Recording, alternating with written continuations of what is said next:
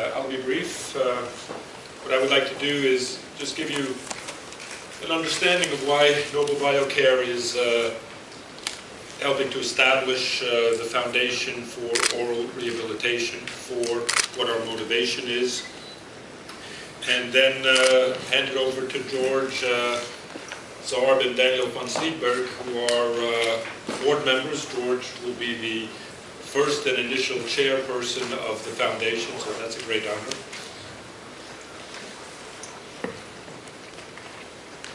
Welcome again.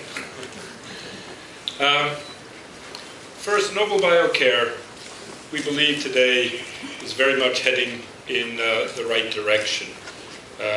We have our inspiration from the founding of the company back in 1982, Bufor, which transformed into Noble Pharma, eventually into Noble BioCare.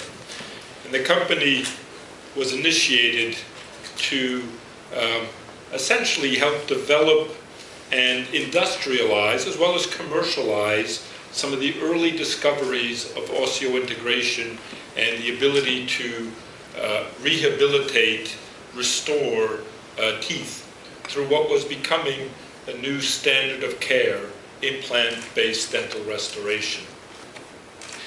And we have taken that original inspiration, the history, the legacy, the legend of Noble BioCare, including the pioneering spirit, and we have begun to embed that in our work.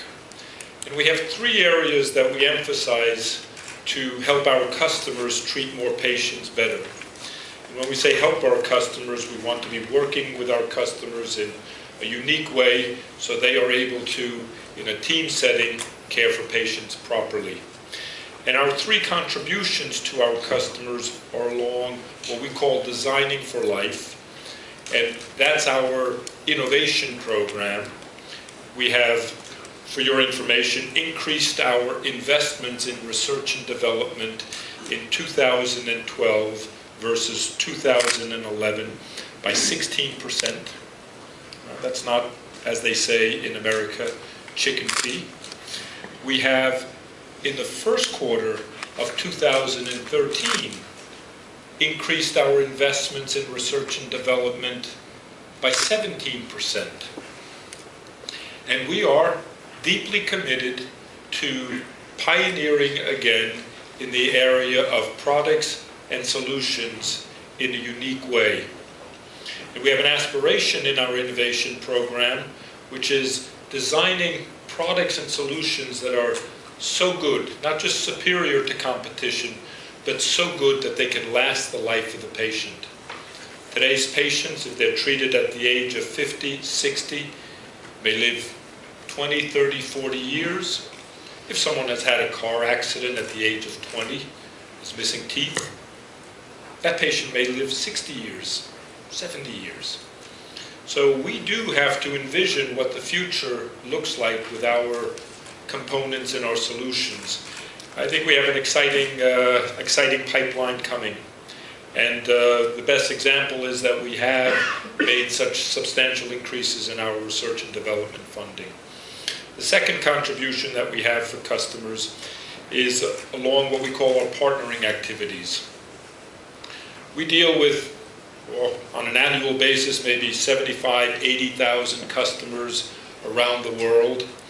And we have learned that trying to sell them implants is a bad idea. Our customers don't want to be buying implants from us. They want to be ordering implants because they need them to treat patients. And so if our customers are not treating more patients, and if their patients are not accepting implant treatment, and if their patients are not satisfied after implant treatment and restoration, and for the long term, our customers do not order from us.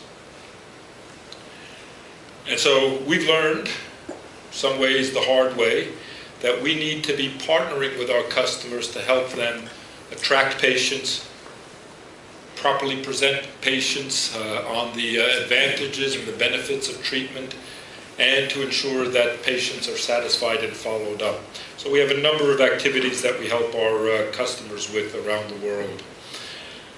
The third building block to Noble BioCare's development of our business and the industry is what we call learning for life. And this is going back to the original spirit of training and educating practitioners, whether it's restorative dentists, surgeons, dental technicians, the staff, surgical nurses, helping the team do better work.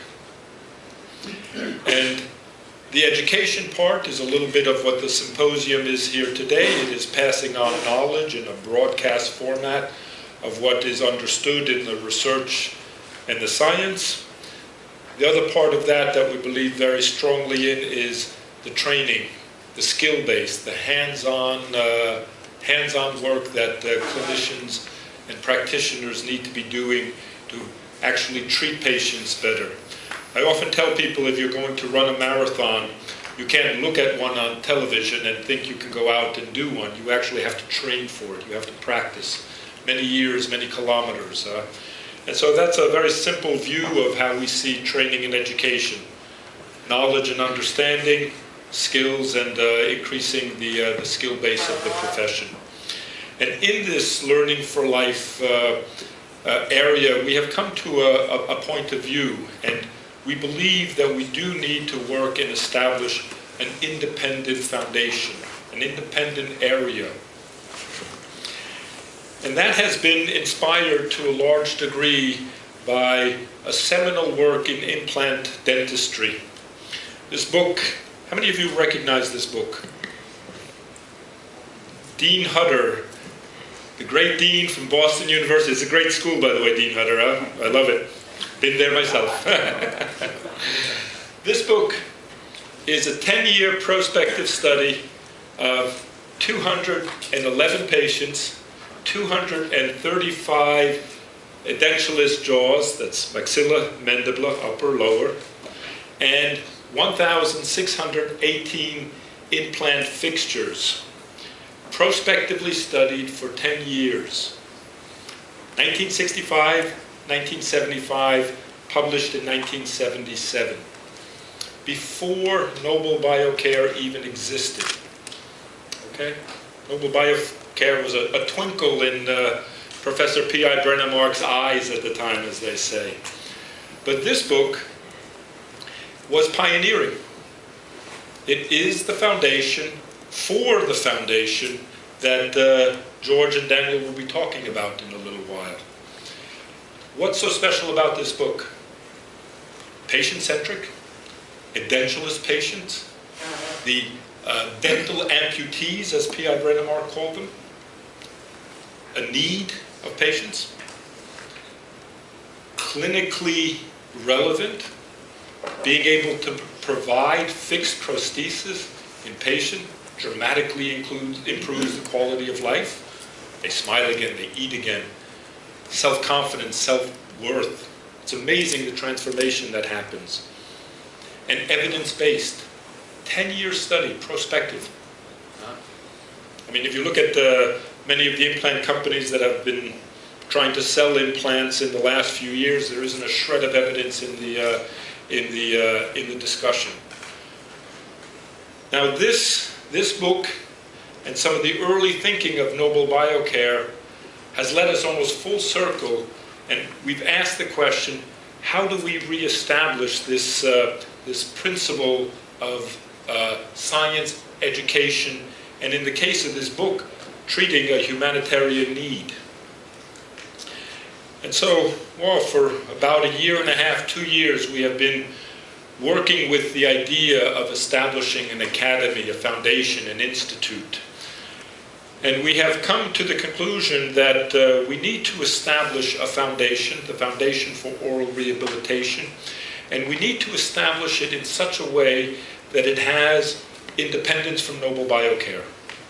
You say, well, you know, I'm a businessman, why are you spending so much money on an independent foundation that may in fact endorse a competitive product? Because as the book was the icebreaker and forerunner of Noble Biocare, we want the foundation to be the icebreaker and forerunner for Noble Biocare again. we want to be guided by the foundation. We want to understand in independent terms what is the standard of care for patients. What is the best that we can do for patients? And it isn't, in some instances, taking out a tooth and replacing it with an implant. In many instances, as we were talking with George, it's about saving a tooth if that's the right treatment care. And if it is about using an implant for the proper standard of care for patients, we have the confidence at Noble Biocare that our products are the best, they are documented, we can treat virtually every patient that walks into the practice with an implant, should that be the choice. So we have the confidence that we can deliver the standard of care that the foundation will be proposing. And if we don't deliver it today, we have an idea, we have an opportunity, we can innovate. We're confident today with our increase in research investment, as I've explained, that we are going to be the leaders in innovation. So if the foundation comes up with a treatment protocol, an idea, we'll be the first ones to take advantage of it. And so we want this icebreaker notion again in a number of areas that I'll now hand over to George and Daniel to explain in more depth. So thank you very much.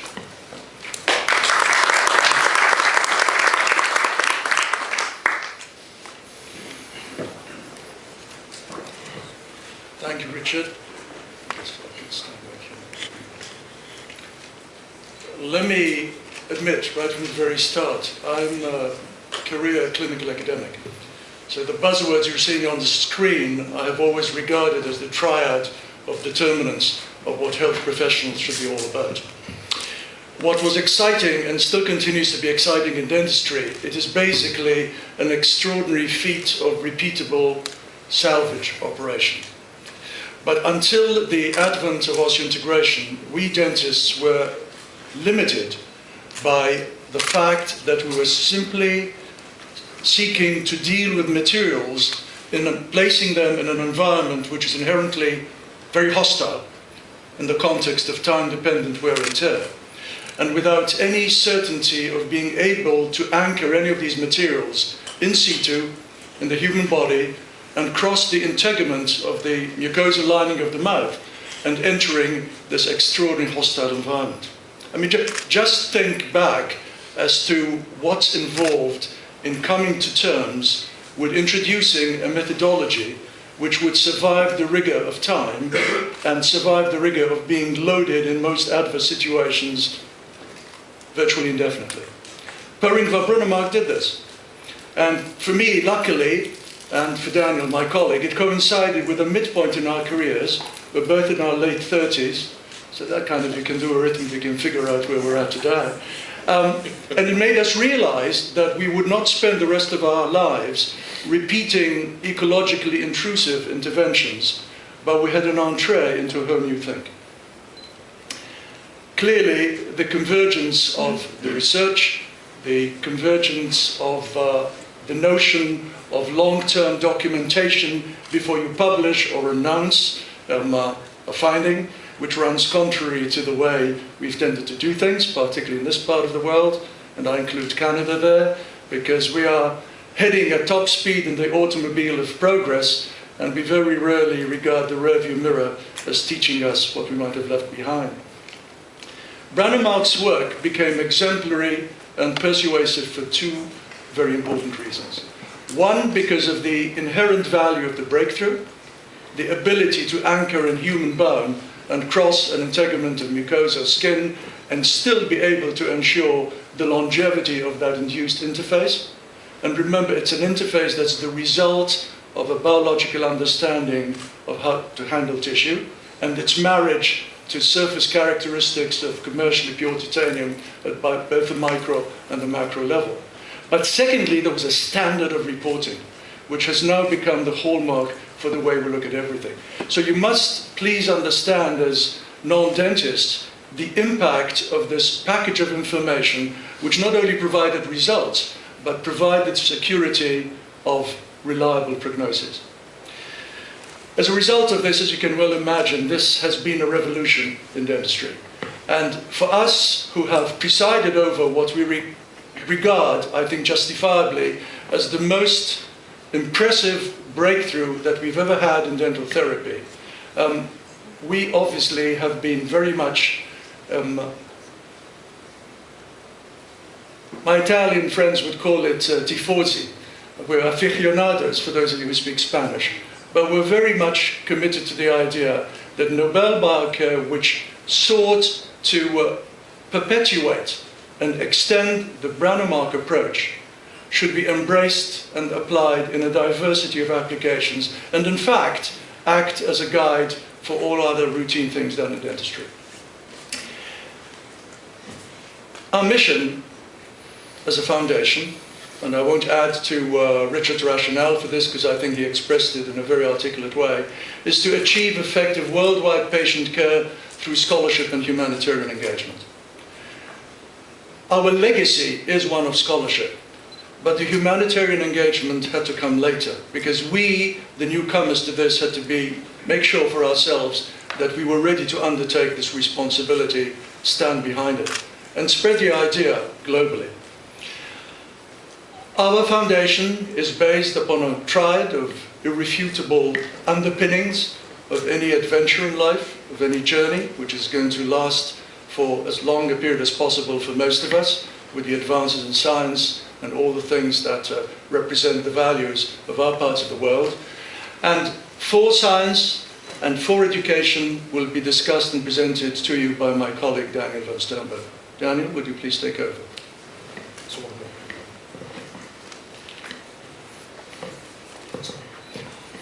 All right, just one guy, I forgot him. My enthusiasm to introduce him, because he's a man whom I admire very much, I forgot 10 others.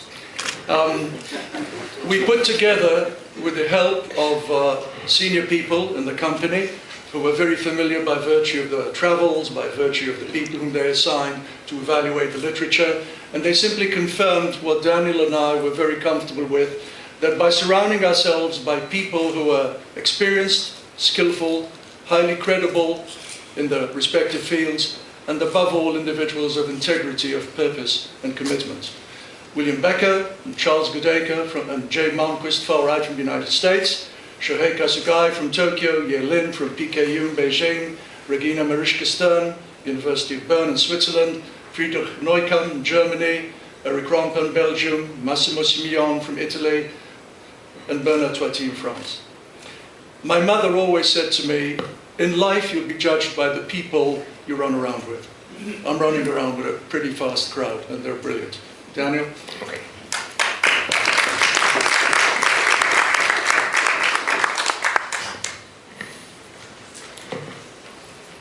So what is, first of all, the drive of all those people to be engaged in the new foundation? I think the drive is that they have a conviction that they can make a difference for oral rehabilitation worldwide. So these are very important things. Is the semantics of the foundation, oral rehabilitation. It's not about implants and teeth, it's much broader than that. And you see from the different councils we have that people with very different backgrounds joined in. And that goes from medical doctors to technicians to biologists to engineers to dentists. And all those people believe that they can make a difference. Of course, we have a structure, and we have two councils, the Education and the Science Council, which intimately cooperate already now, although we just started. Because the educational part must be based on proper science.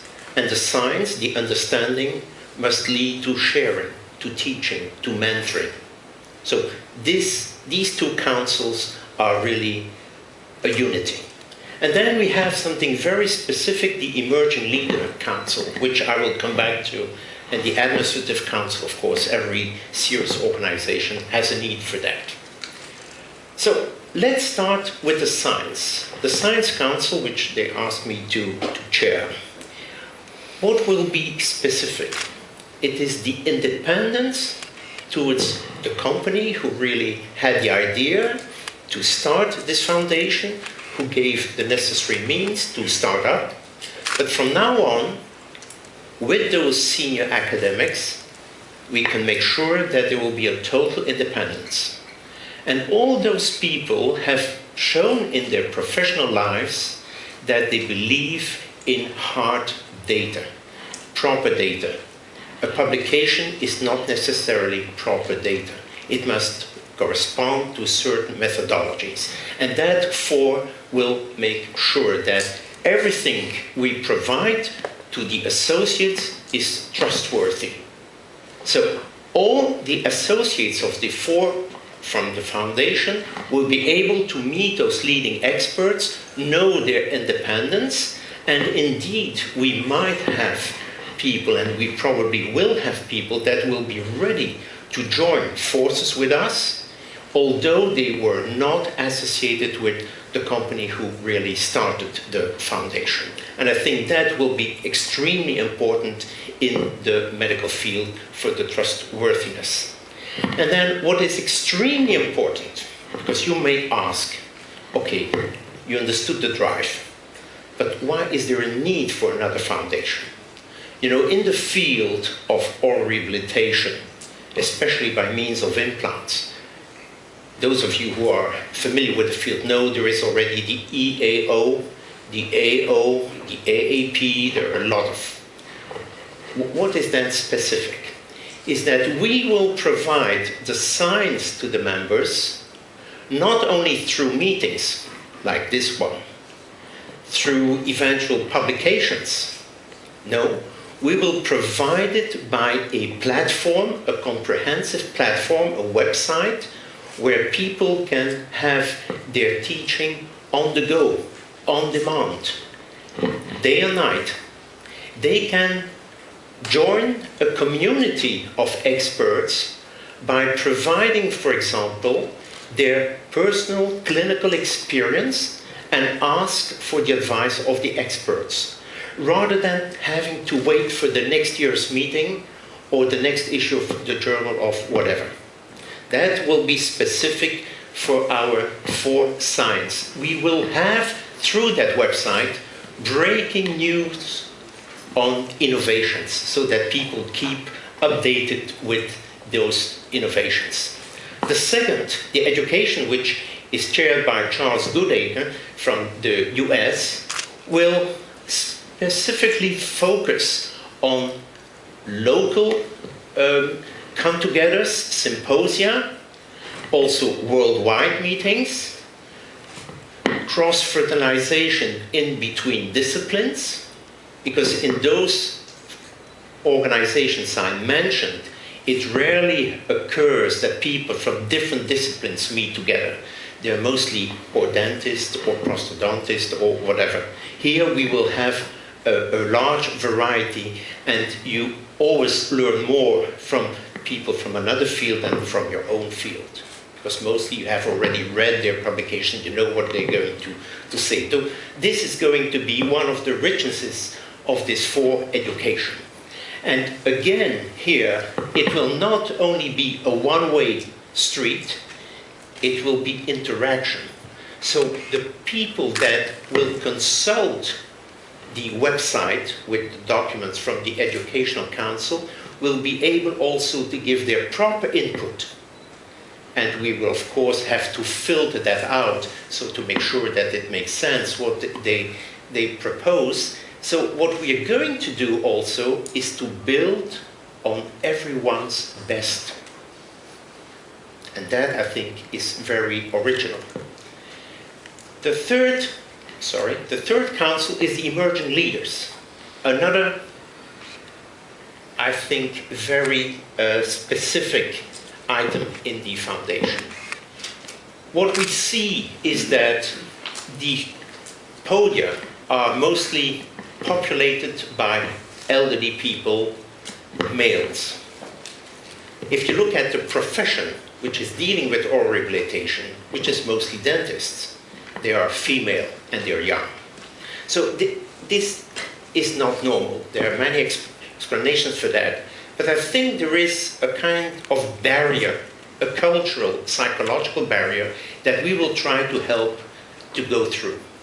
And what this council will do is try to select young people, not necessarily female, but with a tendency to make sure that they are sufficiently represented, select them on the basis of publications, of eventual local presentations, and they will even organize a pre-selection through video conferences. So everyone will be able to submit a short video on a specific subject, and then there will be a selection. And so those people who might never have had a chance to be on stage at a meeting like here will be in 1 or 2 years on stage. That is the idea of the Emerging Leader Council. So we will make sure that people like George and I will soon be followed up by better looking persons. At least, yeah.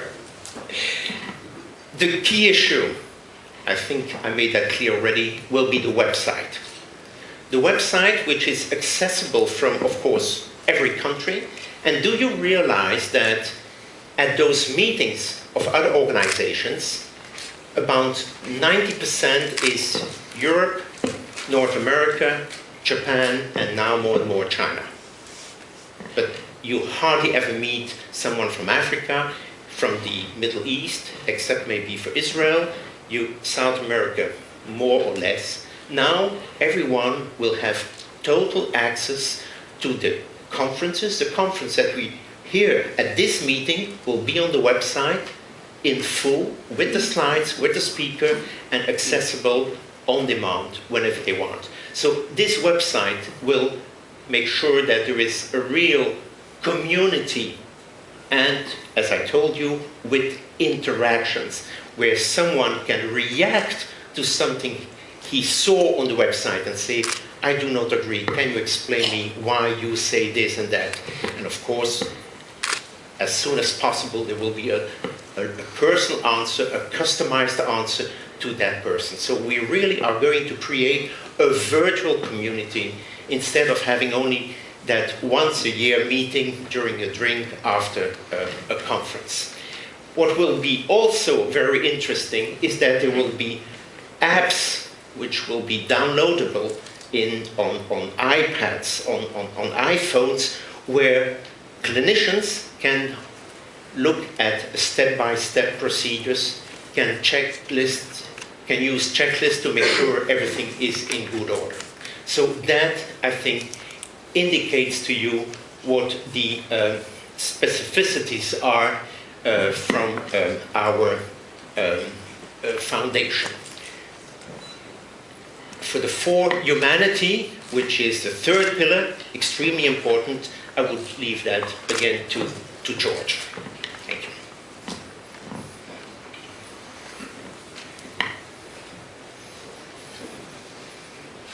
Science, education, two sides of the coin, the currency which will enable us to reach out to the world of learners, and in turn the spin-off, the many ripples that this will make will eventually come to as many people as possible. But there have to be other ways of spending this currency. And one clear-cut way, exemplary one adopted by many health groups, has been the whole notion of humanitarian engagement. Not many people realize this, but dentists have a long and distinguished tradition of doing pro bono work for patients. It's not the sort of thing which they compile data on at the end of each year and then put it in the Christmas mailing or in the New Year's greetings. Sort of thing that is an integral part of one's humanitarian commitment. But the advent of osseointegration has introduced componentry which is not inexpensive. So the solutions for serious orofacial rehabilitative problems and challenges for many patients need not only a pro bono commitment on the part of the individuals with the skills, but they also need the donation of the componentry and the hardware that goes with this, because these two are inseparable. So initially, we will embark upon an active program of recruiting the interest and the commitment of individuals who will want to take advantage of